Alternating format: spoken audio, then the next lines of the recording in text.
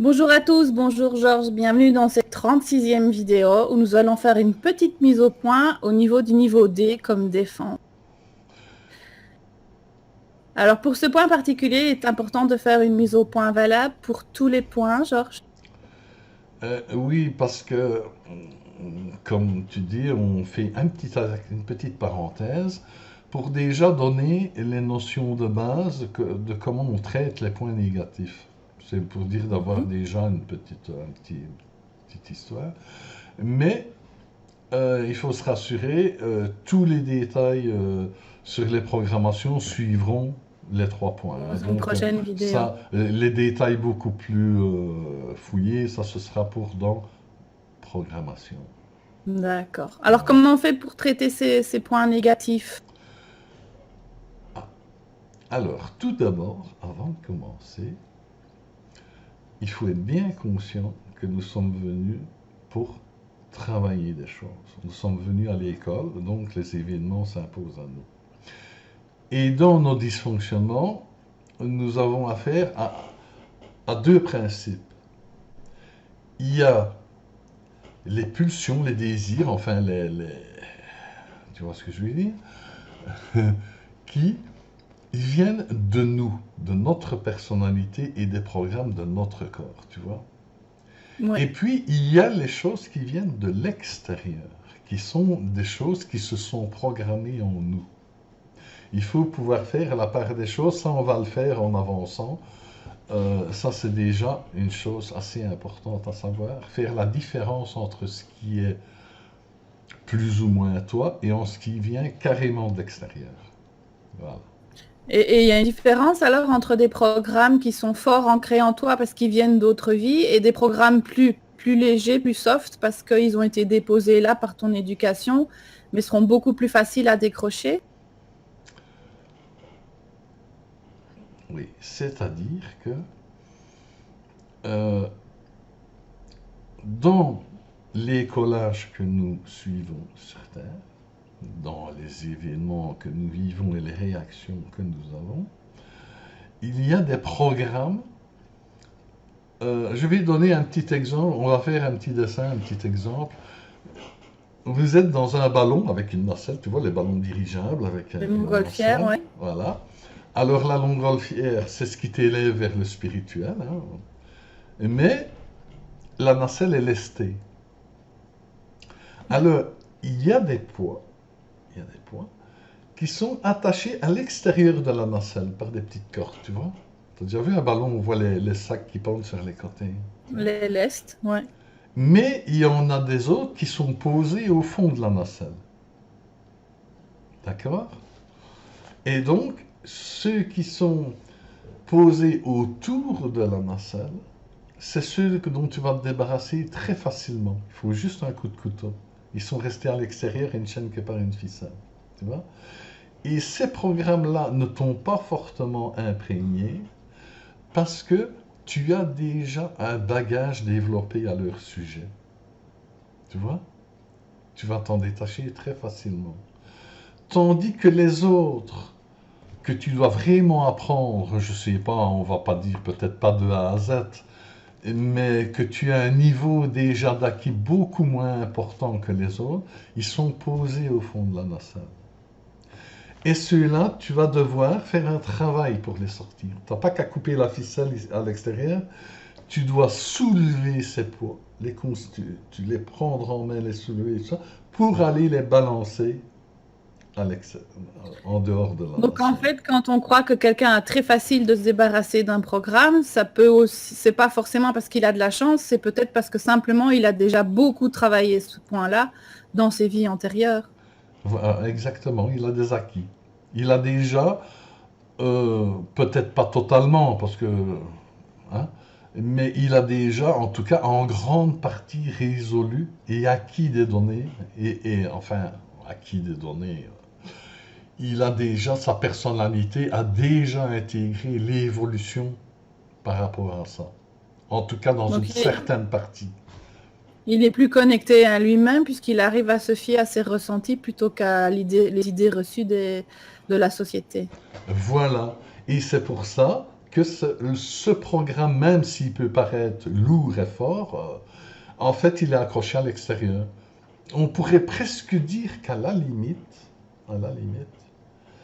donc nous ne sommes pas encore tout complet, on a tellement de choses à apprendre, donc il a déjà maîtrisé cet aspect des choses.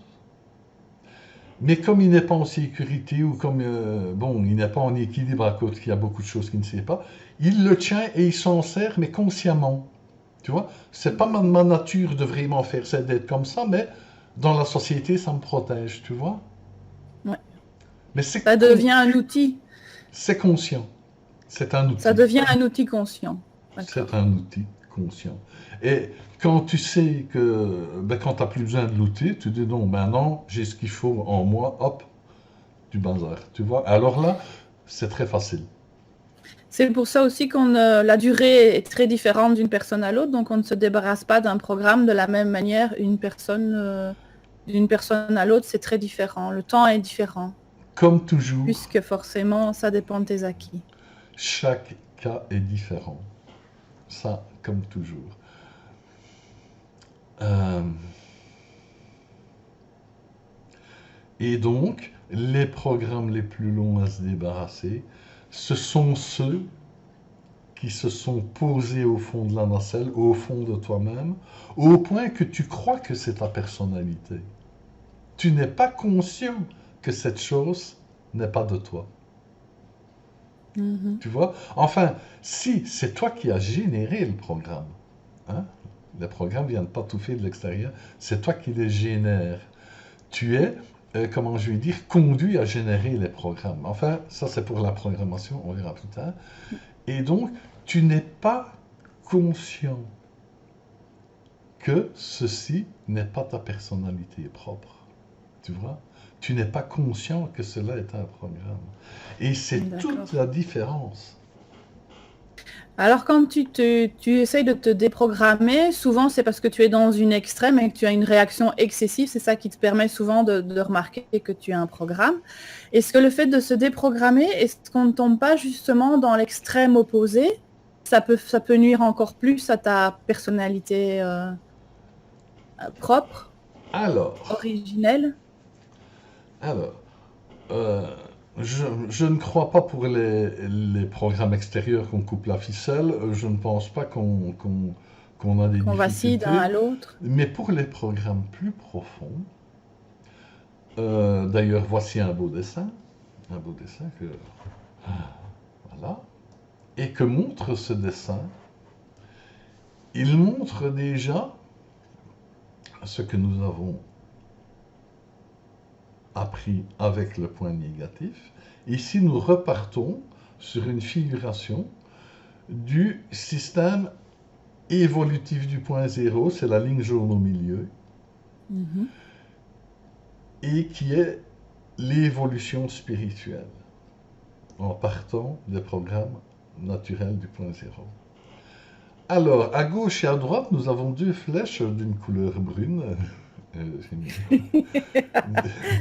Et donc, nous avons le négatif en plus et le négatif en moins, comme ce Ouais. sont les points du bas.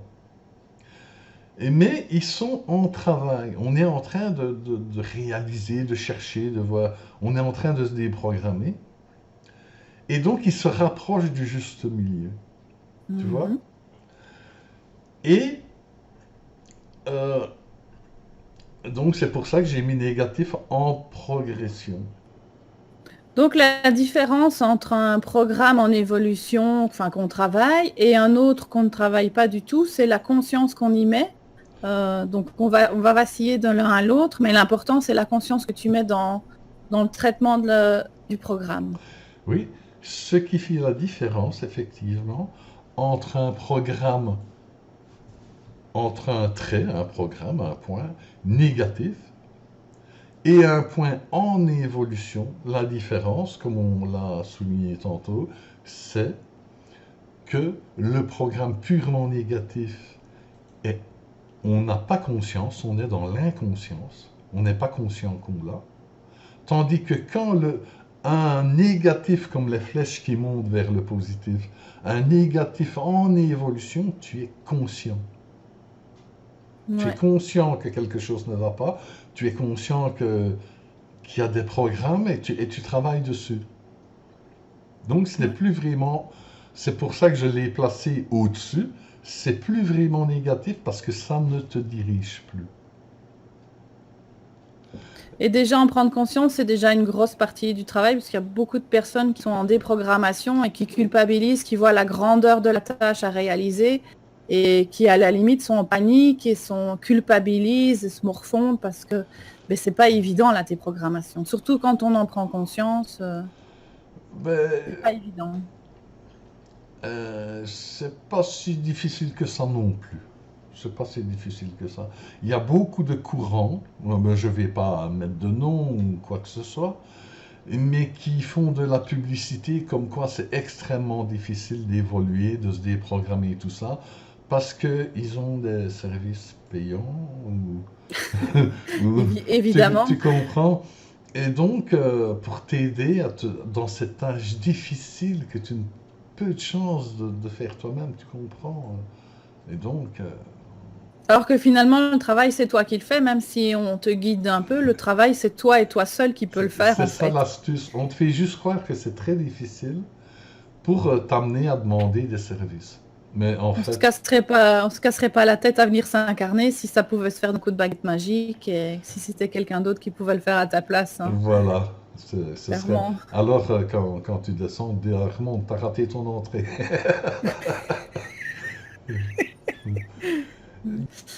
Et donc, c'est quoi cette ligne entre les deux? Donc, on part vraiment d'une extrême à l'autre, mais on risque de se perdre dans tous ces méandres avant de pouvoir revenir à la position du juste milieu.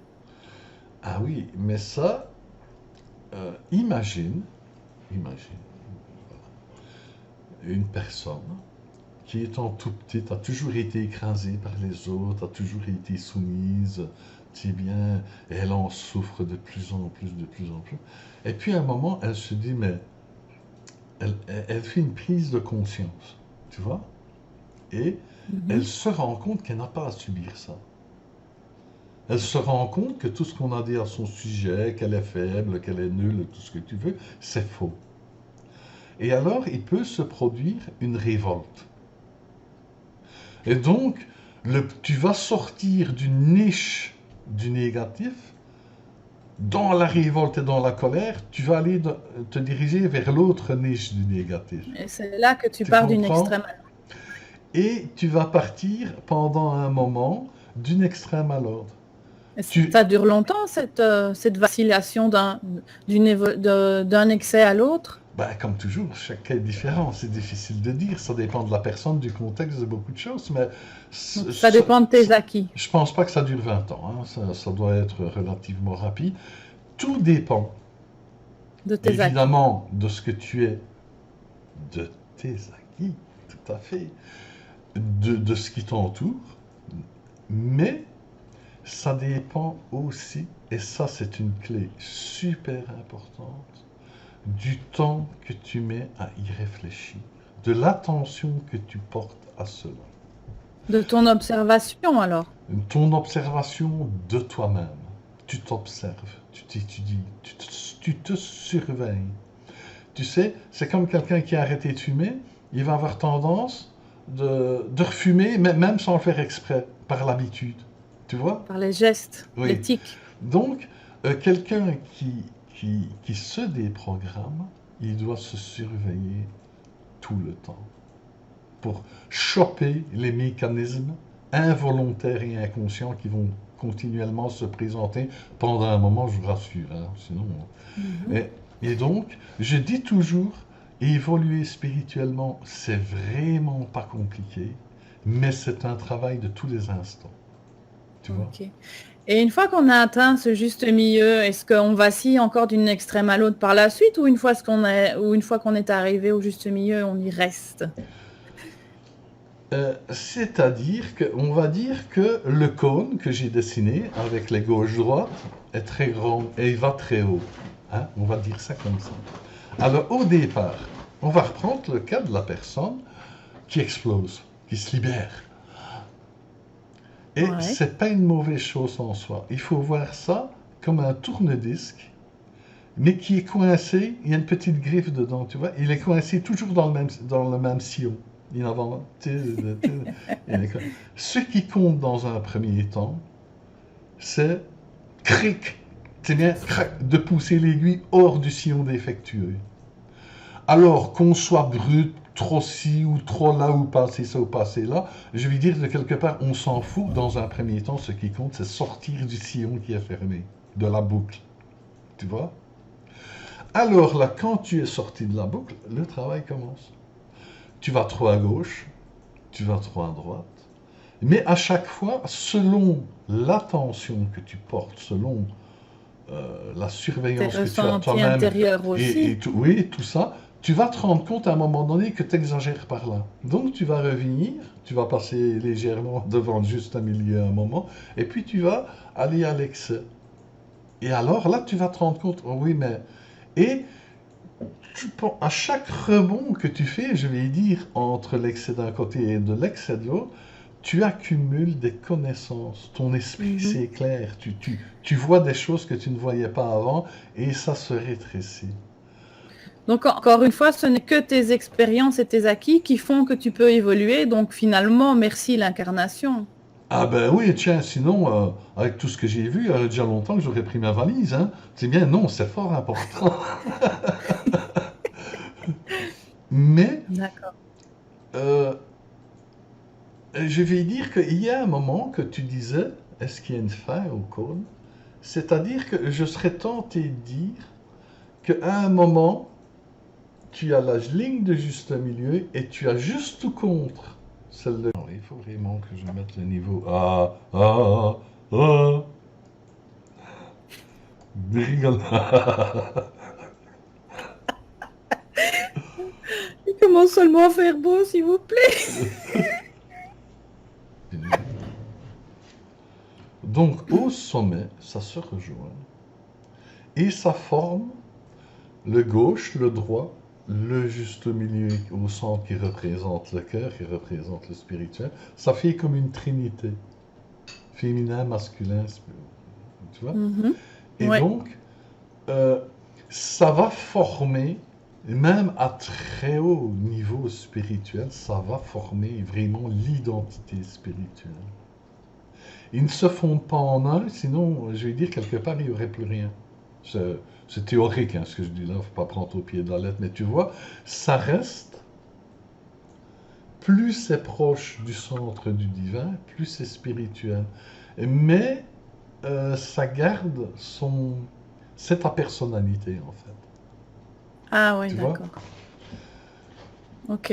Alors, on a dit que se mettre en colère, c'était pas quelque chose de négatif. Au contraire, c'était un signe d'évolution, mais c'est peut-être pas non plus la raison pour passer d'un excès à l'autre et se dire, allons-y, on est dans l'expérience, voyons tous les extraits et toutes les extrêmes possibles, tu vois? Ah, C'est oui, sans mais danger, c'est que de l'expérience.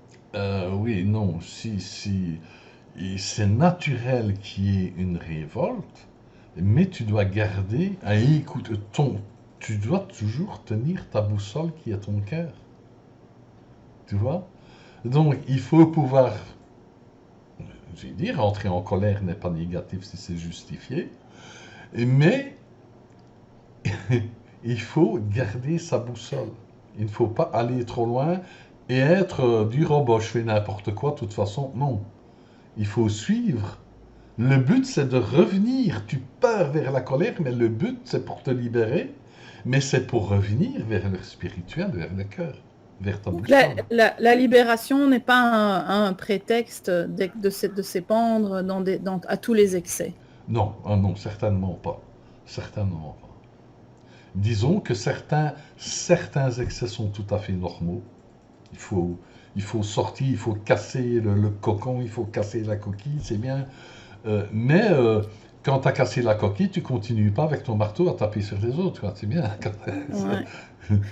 Donc c'est un mélange subtil entre la révolte et une certaine harmonie finalement. Exactement. Exactement. Alors, est-ce qu'on peut parler des pierres dans tout ça? Qu'est-ce que les pierres ont comme action sur la déprogrammation? Eh bien, c'est-à-dire que justement, c'est bien de reparler des pierres pour la déprogrammation et pour le travail sur soi. Je rappelle toujours que la principale action des pierres, hein, c'est pas de contacter des anges et tout ça, la principale action des pierres se fait par le fait qu'elles sont en même temps le point zéro et qu'elles sont en même temps le spirituel. Cette pierre rayonne et relaie, parce que je dis toujours, ta personnalité, le sens de ta personnalité dans l'incarnation, c'est éclairer l'entourage. C'est donc ta force que tu es va influencer le monde. Et pas le négatif du monde venir t'influencer, tu comprends? Mais dans cette donnée-là, ce qui est positif est en harmonie avec ton positif. Là, ça communique. Les choses viennent en toi, elles reviennent, tu comprends? C'est le négatif que tu dois repousser. Enfin, on en Ouais. parlera plus tard. Et donc, les pierres, avec leur positif, point zéro, leur positif spirituel, va venir contacter le nôtre et le renforcer. Ce qui va grandement nous faciliter la tâche. Mhm. Dans les petits labyrinthes, nous allons. Alors pour clôturer cette petite vidéo, on pensait parler de la situation actuelle et des grands mouvements de panique et de peur qu'il y a, et de la vacillation qui se rapporte un peu au dessin que tu as fait, où les gens passent d'une extrême à l'autre, du genre foutiste à l'extrême peur et au Euh, confinement. Qu'avais-tu à nous dire? Quelques conseils peut-être? oui, on ne va pas s'étendre, mais je voulais quand même, oui, c'est une bonne idée de dire c'est une bonne idée de dire un petit mot, parce qu'il y a quand même beaucoup de gens Qui cèdent à la qui panique. ne sont pas trop bien. Il faut se rappeler d'une loi spirituelle hyper importante qu'ils m'ont transmis il y a bien longtemps, mais ça je suis pas prêt de l'oublier. Chaque événement que tu vis n'est qu'une occasion d'exprimer la meilleure version de toi-même, d'exprimer l'amour, la joie, l'humour, tu comprends? Donc, ce que je voulais dire aussi, c'est que dans chaque situation, il y a du négatif. Il y a du neutre, il y a du négatif. En réalité, toutes les situations sont neutres de l'incarnation, mais bon, passons. Il y a du négatif, tu dois observer le négatif, tu ne dois pas le fuir. Tu l'observes, tu essayes de voir. Tu dois pas mettre des œillères, quoi. Tu ne dois pas te cacher, parce que te Ouais. cacher, c'est la peur. Tu vas au-devant et tu observes les faits. Tu n'écoutes pas tout ce qu'on te raconte, hein. Attention, c'est une autre histoire. Tu observes les faits dans le but d'adopter le comportement, Le meilleur comportement possible. le comportement au moins le plus adapté, hein. Voilà. Dans cette opération d'exploration, je vais dire, de la réalité qui est en train de se dérouler, il y a quelque chose qu'il faut faire très attention. Ne laisse pas le négatif et la peur des autres, enfin, ce qu'on va appeler globalement le négatif d'une situation, venir en toi, t'imprégner. Tu dois rayonner vers elle, la meilleure version de toi-même, ou la force, si tu as encore du mal avec la meilleure version de toi-même, c'est la force. Tu ne laisses pas venir à toi le négatif. Mais autant, tu dois bien observer la réalité négative, autant il faut que tu aies ton attention aussi sur les choses positives qu'apporte la situation. Toute situation apporte des choses positives. Parce qu'il y en a, oui.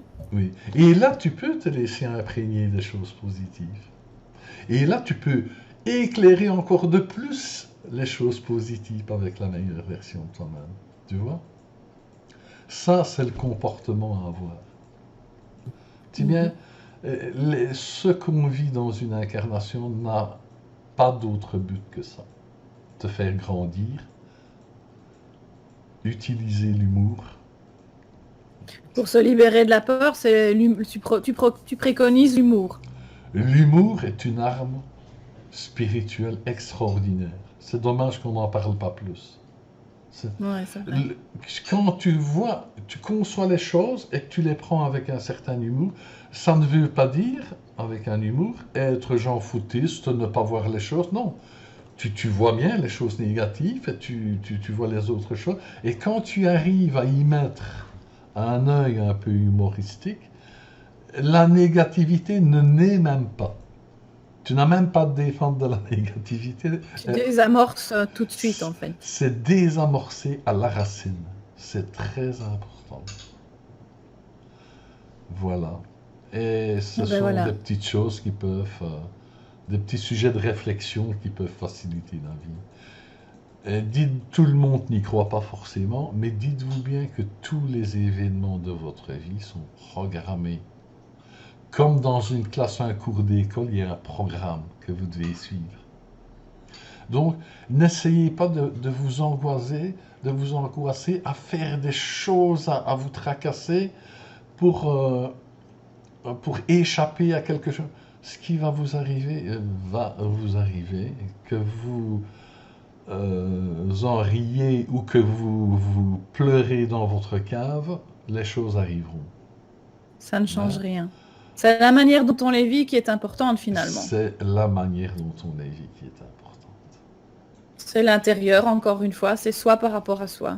Et même, comme je le disais avant, si ça vaut la peine, il faut être éveillé, il faut être curieux, il faut être vivant, il faut être conscient de bien observer le négatif. Ça ne veut pas dire pour autant que vous devez vous faire du mal avec ça. Allez, je vais raconter une petite anecdote personnelle. Aïe, aïe, aïe. Avec mon père, on était boulanger à l'époque, j'étais tout jeune, et il y avait, c'était une époque un peu sombre, et il y avait beaucoup de soucis. Et un jour, mon père se retourne sur moi et me dit, mais vous ne vous inquiétez de rien, vous êtes toujours de bonne humeur, il peut se passer n'importe quoi. Je lui ai dit, si tu me dis, mets-toi devant le mur et écrase ta tête pendant 5 minutes dans le mur et que les problèmes se seront résolus, eh bien, je veux bien le faire. Mais est-ce que les problèmes seront résolus si tu tapes la tête dans le mur pendant 5 minutes? Pas vraiment. Tu auras juste un peu plus mal, c'est tout. C'est juste ce que ça va changer. Tu vois? Donc il faut... Soyez attentifs, ayez l'œil ouvert, réfléchissez, n'écoutez pas n'importe quoi, mais restez cool. Ne cédez pas à la panique. Ne cédez pas à la panique. Tout est fait pour extraire en vous les meilleures choses. Exactement. Et profitez un maximum du positif qui apparaît, que vous n'auriez pas eu. Genre vacances, par exemple, confinement. Ouais, ça, c'est pas pour tout le monde. Il y en a qui doivent bosser. Non, c'est vrai. Il y a certaines qui portent des lunettes qui doivent bosser. Et oui. Oh, quel malheur. C'est vrai en plus. Ça... travailler, c'est la torture, hein, c'est tripanium. C'est quoi, tripanium, quoi? Le mot travail, je crois que c'est en latin, ça vient de tripanium et ça veut dire torture ou torturer, se torturer. Allez. Donc aller travailler, c'est se torturer. Mais oui, bien sûr. Oui, mais bon, c'est de la plaisanterie, évidemment. mais j'avoue que... rester à la maison, ça doit faire du bien, c'est sûr. Moi, je ne dois plus travailler, mais je crois que celui qui voudrait me refaire travailler, il doit pousser très fort. J'avoue, il faut bien avouer. Bon. Voilà, je crois qu'on est arrivé au bout de cette petite vidéo. J'espère que la mise au point vous aura éclairé sur le point D et on peut dire en général sur les points globalement. Oui, sur la façon de s'y prendre.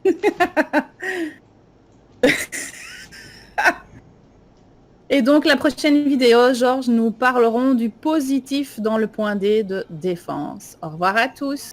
Voilà. Alors, je fais une petite note vers la fin. Nous commençons à avoir du matériel qui fonctionne, enfin. Après 2 PC qui sont tombés, qui ont tombé au champ d'honneur, maintenant ça commence à aller mieux, hein. On va pouvoir avoir plus Ouais, facile. c'est vrai. Au niveau du son, de l'image, ça ne saute plus. Eh bien, merci à tous, au revoir et à la prochaine. Au revoir.